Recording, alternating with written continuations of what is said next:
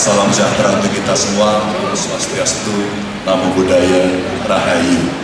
Saya mau memulai dari cerita beberapa waktu lalu kita menjadi tuan rumah untuk KTT ASEAN.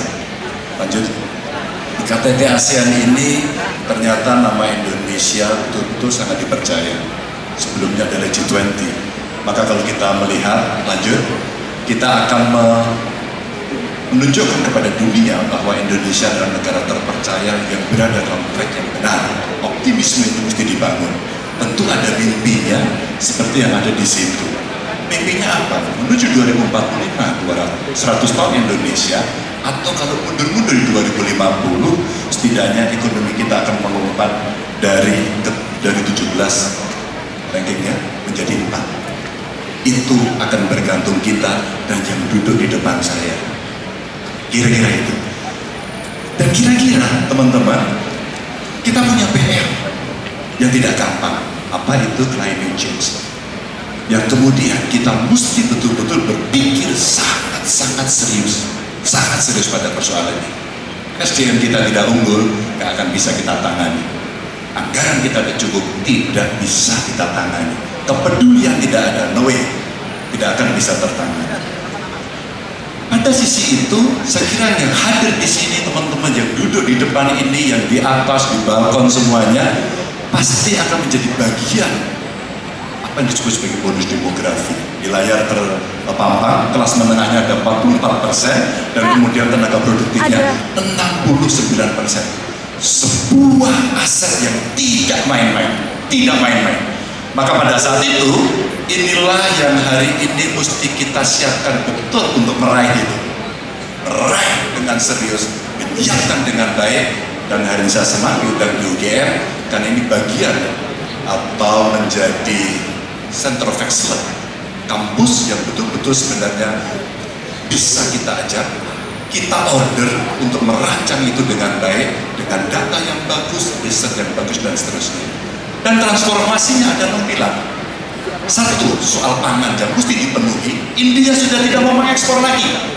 India tidak mau. Vietnam, Thailand menahan diri. Indonesia yang kaya banget, apakah cukup bisa meningkatkan produktivitasnya? Apakah cukup SDM kita memberikan? Apakah cukup benih yang baik? Apakah cukup saprotan yang bagus? Dan apakah ada off-taker yang bisa mengambil sehingga stabilitas harga tercapai? Aman. Termasuk diversifikasinya. Kembali lagi, yang berikutnya kemudian kita bicara kondisi lingkungan yang tadi sepenggal saya ceritakan karena global climate change kemudian terjadi situasi yang memburuk. Saya kira di beberapa tempat sekarang sudah mengalami gangguan ispa karena polusi yang sangat luar biasa.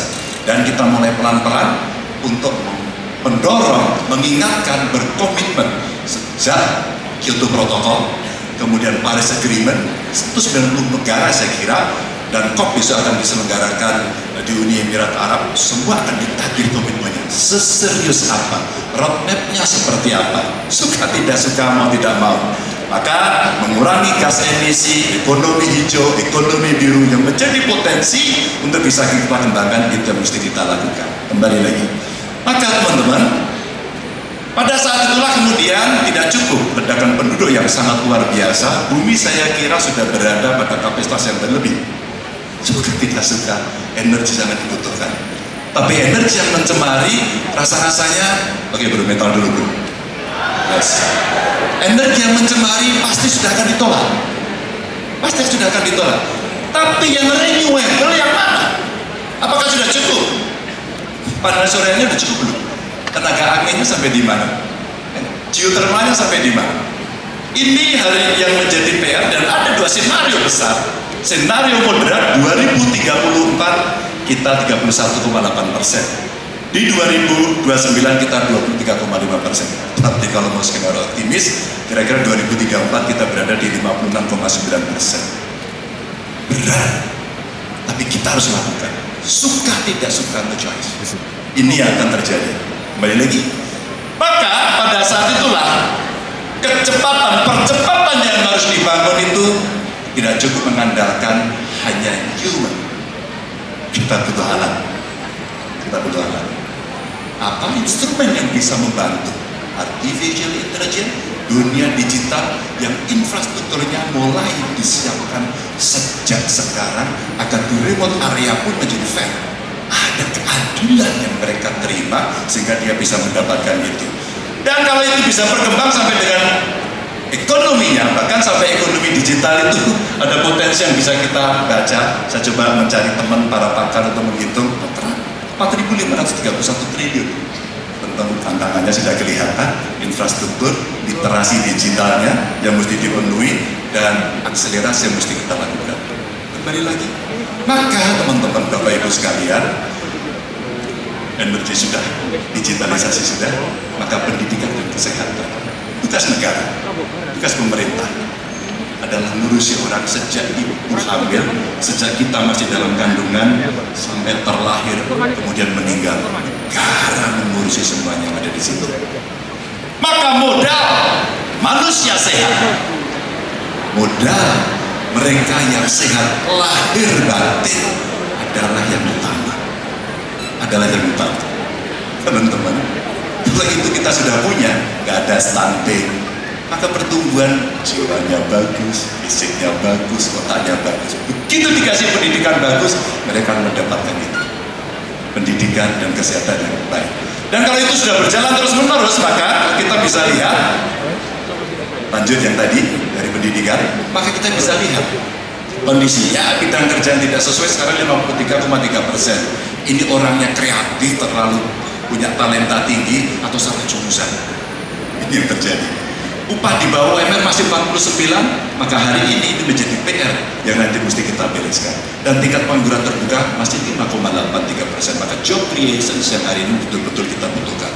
Sekolah vokasi, investasi dan hilirisasi yang mesti kita lakukan, dan dari tenaga kita optimalkan sendiri. Kecuali kita tidak mampu, mari kita kolaborasi. Tapi transfer of knowledge, transfer of teknologinya mesti dilakukan, harus. Itu yang kita lakukan. Dan mata kuliahnya, karena kita di kampus, rasanya mesti dinamis dan menyesuaikan perkembangan zaman. Adaptif. Bu Rektor, saya kemarin menyampaikan pada teman-teman, rasanya MKDU-nya ditambah. Tidak hanya kemudian kita bercerita yang sudah ada, plus pelajaran digital.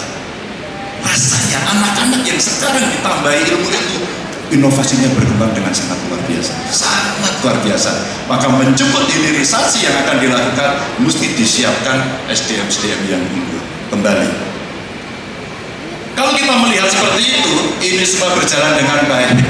Tidak akan bisa berjalan mulus-mulus saja kalau penegakan hukumnya mimpin, korupsinya jamaah, dan sistem kemudian tidak bisa mengakomodasi itu. Akhirnya bocorlah di mana-mana. Ini problem yang kemudian mesti kita tangani. Kita lihat saja, kalau dari grafik yang saya munculkan itu, antara yang orange dengan yang biru, berapa kasus dan berapa tersangkanya. Tapi menghukum tidak cukup, mencegah jauh lebih baik. Maka memberikan pendidikan anti korupsi sejak dini rasanya menjadi sebuah kewajiban. Bangun integritas sejak dari dini. Dan tantangannya, kebiasaan korup, kebijakan korup, sistem aturan korup, dan praktek yang korup. Saya kurung di dalamnya. Apa karena aktor, regulasi, atau kelembagaannya? Ini yang kemudian menjadi kita tata, sehingga penguatan aparat penegak hukum mulai jaksa, KPK, dan kepolisian pas, termasuk reform di masing-masing kelembagaannya. Kembali lagi. Maka teman-teman, kalau kita melihat dari ini, next, ada 3 fondasi melipat gandakan anggaran untuk mengcover itu, melakukan digitalisasi di dalam dunia pemerintahan agar lebih cepat dan membasmi korupsi. Ada regulasi, sistem dan kelembagaan, dan aktor yang harus dilakukan. Terakhir, maka ingin saya sampaikan bahwa lanjut, ada 7 yang kemudian mesti kita sampaikan. Membangun SDM produktif sebagian tadi saya sampaikan, stabilisasi harga pokok yang mesti kita lakukan, dan kemiskinan mesti dihapus, setidaknya yang ekstrim mesti mau. Kerjaan sudah dimulai, memperkuat jaring pengaman sosial sampai dengan hilirisasi menuju industrialisasi kelasnya dunia, dan tingkatkan nilai tambah infrastruktur yang hari ini sudah dibangun oleh pemerintah sebagai fondasi yang kuat, dan mari kita kembalikan alam Indonesia jauh lebih baik. Terima kasih. Wassalamualaikum warahmatullahi wabarakatuh. Mas Ganjar Pranowo, terima kasih. Silakan duduk Mas Ganjar. Kita akan mulai ngobrol, Mas.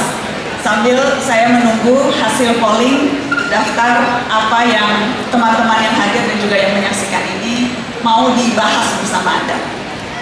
Tapi sebelumnya saya ingin memulai dengan isu yang ramai sekali, Mas, seminggu terakhir. Apa itu? Dan saya ingin dapat klarifikasi langsung dari Anda, Mas. Perihal tayangan azan yang menampilkan sosok Anda di stasiun televisi milik Haritanu yang kita tahu adalah seorang ketua partai yang mendukung pencalonan Anda sebagai presiden. Ya. KPI, Bawaslu